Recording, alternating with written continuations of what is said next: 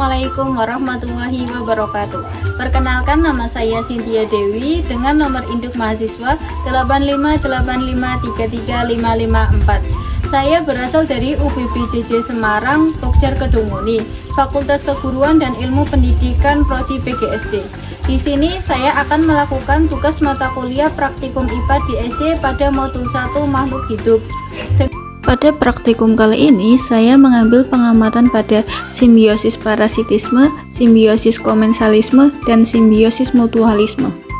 Tujuannya yaitu mengidentifikasi simbiosis parasitisme, simbiosis komensalisme, dan simbiosis parasitisme di lingkungan sekitar.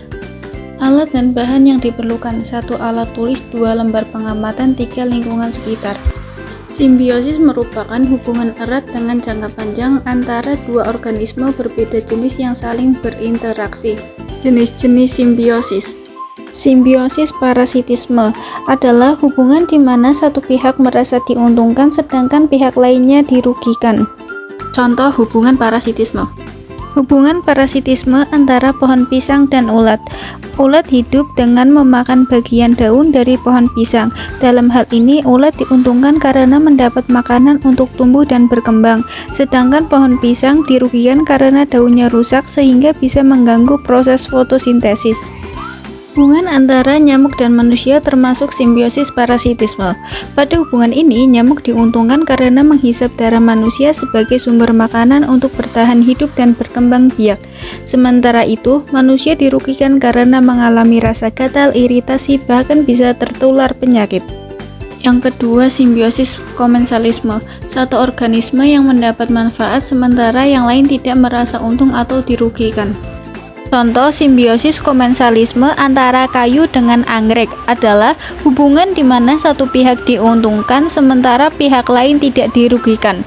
Pada hubungan ini, anggrek menempel pada kayu sebagai tempat hidup dan untuk mendapatkan cahaya matahari, sedangkan kayu tidak dirugikan karena anggrek tidak mengambil nutrisi dari dalam pohon, hanya menumpang saja. Akhir, simbiosis mutualisme, hubungan antara kedua makhluk hidup saling menguntungkan.